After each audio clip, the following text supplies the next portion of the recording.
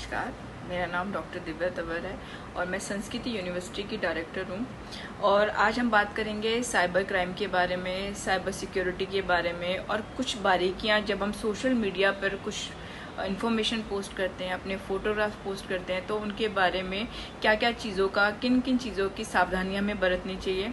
और उससे पहले पर मैं चाहूँगी कि मैं गुरवीर सर को धन्यवाद देना चाहूँगी। धन्यवाद सर, मुझे इस मंच पे आमंत्रित करने के लिए और इस टॉपिक को चूज़ करने के लिए, क्योंकि मैं चाह रही थी बहुत दिनों से हम इस बारे में बात करें। कुछ ऐसी चीज़ें जो हमारे आज के बच्चे हैं जो अभी मोबाइल फ़ोन यूज़ कर रहे हैं, उनको हम समझाएं, उनको हम बताएं और हमारे घर की औरतें स्पेशली उनको अवेयर करें इस बारे में। नमस्कार। तो आज का टॉपिक जो हमारा है वो है साइबर वर्ल्ड के बारे में, साइबर क्राइम के बारे में और साइबर सिक्योरिटी के बारे में। और जो सबसे इम्पॉर्टेंट चीज़ है, स्पेसिफिकली हमने सोचा है कि precaution is the only cure. इसका क्या मतलब होता है कि जब कभी भी हम सोशल मीडिया यूज़ करते हैं या कभी भी हम इंटरनेट यूज़ करते हैं तो क्या क्या प्रिकॉशन हमें लेनी चाहिए, क्योंकि इसका सॉल्यूशन समझना बहुत ज़रूरी है। कि जब हम सब यूज़ करते हैं, हम इस आईटी वर्ल्ड में आ चुके हैं, ऑटोमेशन 4.0 में, तो सोशल मीडिया के बगैर हमारा गुजारा नहीं हो सकता, इंटरनेट के बगैर हम सोच भी नहीं सकते हमारी लाइफ। तो क्या क्या चीज़ें हैं, और जो अभी आया है नया कि कैशलेस, हमने सबने, बहुत सारे लोग हैं जो मनी ट्रांजैक्शन कैशलेस करना की कोशिश करते हैं, जो यूज़ करते हैं नेट बैंकिंग यूज़ करते हैं। तो कौन कौन सी प्रिकॉशन हमें लेनी चाहिए, इस बारे में आज बात करेंगे। सबसे पहले आते हैं कि एक्चुअली साइबर होता क्या है। देखो, साइबर की बात करें तो साइबर डिवाइडेड है 3 भागों में। जो सबसे पहले जो हम लोग इंटरेक्शन कर रहे हैं, जैसे ये यूट्यूब हो गया या गूगल हो गया, यानी कि जो चीज़ें हमें दिखती हैं उसे हम सरफेस वेब कहते हैं। कि जो चीज़ें हम देख सकते हैं, जो इजीली अवेलेबल, आपने टाइप किया और आप उस साइट पे पहुंच गए, यानी कि सबसे इजीली जो चीज़ें अवेलेबल हैं वो हमारे पास सरफेस वेब के अंतर्गत आते हैं। उसके बाद आता है डीप वेब। डीप वेब में क्या होता है कि आपको उसमें एंटर करने के लिए एक ऑथेंटिकेशन की रिक्वायरमेंट होती है, यानी कि आपके पास एक आईडी होगा और एक आपके पास पासवर्ड होगा।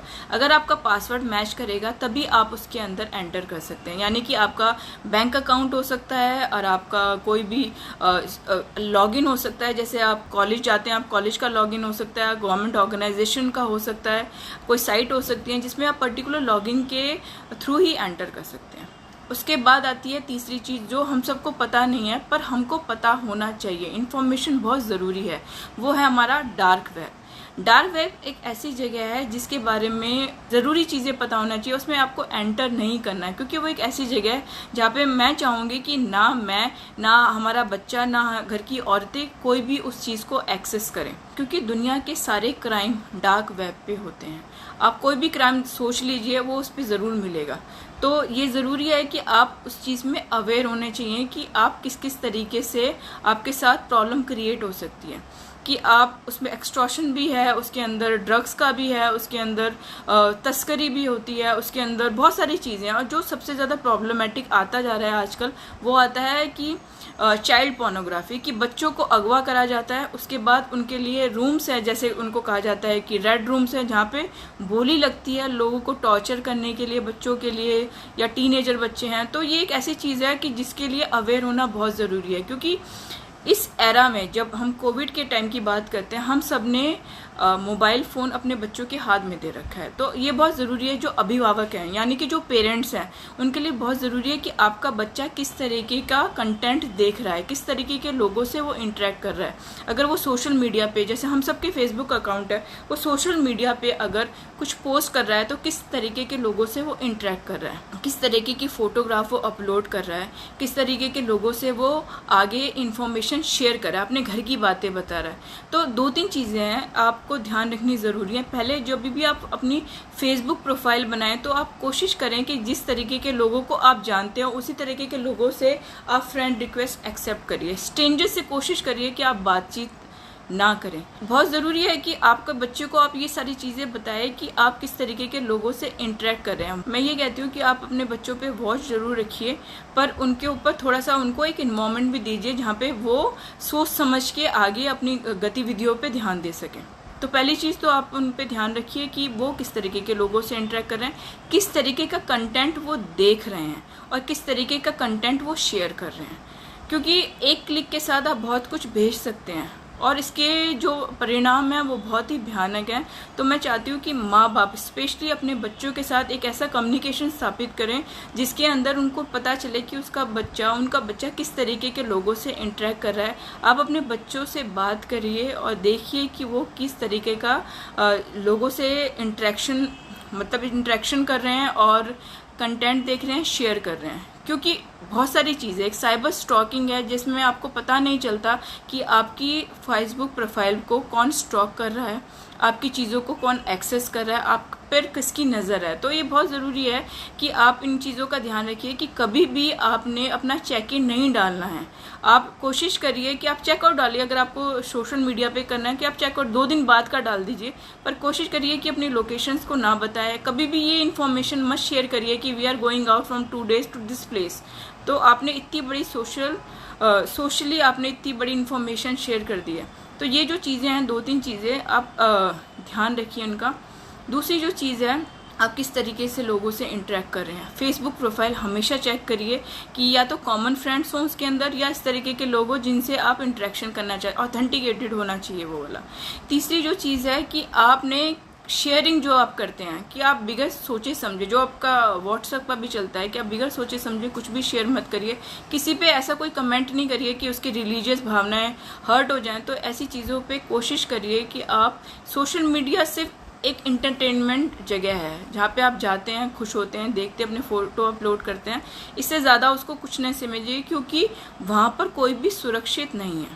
जो दूसरी बड़ी चीज़ है जिसके बारे में मैं बात करना चाहूँगी वो है जो बहुत ही ज़्यादा हमारे बच्चों के लिए है, जिसे कहते हैं साइबर बुलिंग। कि आपके बच्चे को कोई परेशान कर रहा है, उसको किसी भी तरीके का ब्लैकमेल कर रहा है और आपको पता भी नहीं है। तो ये भी बहुत ज़रूरी है कि आप जैसा पेरेंट आप देखिए कि आपका बच्चा किस तरीके की साइट्स पे है, किस तरीके का इंटरेक्शन कर रहा है, क्या अपलोड कर रहा है। तो ये 2-3 चीज़ें हैं, ये तो बच्चों से रिलेटेड है।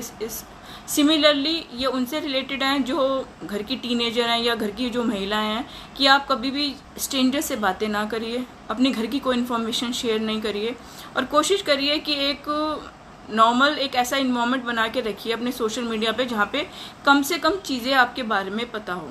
तीसरी जो सबसे बड़ी चीज़ है जो मनी रिलेटेड है, जो हम सबको पता होना चाहिए कि एक चीज़ होती है फिशिंग। फिशिंग का क्या मतलब होता है? फिशिंग का मतलब वही होता है, जो इसका एक लिटरल मीनिंग है कि जाल बिछाना। कि जब भी आप कभी भी किसी भी चीज़ के लिए जाल बिछाते हैं तो वो जो लोग हैं, जो क्रिमिनल्स हैं, जो साइबर क्रिमिनल्स हैं, वो आपके लिए जाल बिछाते हैं कि आपकी वनरेबिलिटी के ऊपर वो अटैक करें। चाहे वो कुछ भी हो सकती है, आपकी मनी से रिलेटेड हो सकती है, आपकी किसी भी चीज़ से रिलेटेड होती है, आपके डिस्काउंट कूपन हो सकते हैं। कभी भी आपके पास अननोन लिंक आए तो आप उस पर शेयर मत करिए। अपना OTP जिसे 1 टाइम पासवर्ड कहा जाता है वो आप किसी को मत बताइए। KYC नो योर कस्टमर, वो जो आपकी फ़ोन कॉल्स आपके बैंक से आती है, कोशिश करें कि आपके पास कस्टमर केयर नंबर हो। अननोन नंबर, कोई भी अननोन नंबर जो ये कहे कि मैं बैंक से बोल रहा हूँ और मुझे आपकी डिटेल चाहिए, वो उनसे बात नहीं करिए। क्योंकि हम सबको पता है कि हमारे आधार कार्ड, आपका फ़ोन नंबर सब एक से इंटर रिलेटेड है। तो इन चीज़ों पे ध्यान रखिए। साथ में एक चीज़ है कि अननोन लिंक उस पर क्लिक मत करिए, क्योंकि आपको नहीं पता कि अगर इसको वैसे कहा जाए कि आपका अकाउंट कौन हैक कर लेगा। बहुत सारी चीज़ें हैं जो इसके अंदर आती हैं, पर ये एक ऐसे सतही तौर पे मैं आपको बताना चाह रही हूँ कि कुछ चीज़ें हमें नहीं करनी। घर की औरतों को जो स्पेशली इतनी ज़्यादा टेक्निकल साउंड नहीं है, उनको बताना कि अननोन लोगों से ना बात करें और अननोन लिंक पे क्लिक नहीं करें। OTP जो आता है वो किसी के साथ शेयर नहीं करना है। तो ये 2-3 चीज़ें हैं जो आपको बहुत ज़रूरी है समझना। और एक जो आजकल बहुत ज़्यादा चल रहा है, वेबकैम हैकिंग।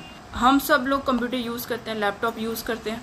कोशिश करिए कि जब आप अपना लैपटॉप ना यूज़ करें तो उसको शट डाउन कर लें, उसको स्लीप मोड में मत रखिए, उसको ऑन मत रखिए। कि घर की एक्टिविटीज़ हैं जो आप नहीं चाहते कि कोई और देखे, तो इसीलिए कोशिश करिए कि आपका जब वेबकैम ऑन मतलब उस मोड में है कि जब आपका ओपन है, शट डाउन मोड में नहीं है, तो कोशिश करिए कि उसको बंद रखिए। क्योंकि प्रॉब्लम ये है सोशल मीडिया के साथ या इंटरनेट के साथ या जो भी हमारे ट्विटर वगैरह जो भी हैं, कि जो इन्फॉर्मेशन है वो बहुत जल्दी वायरल होती है।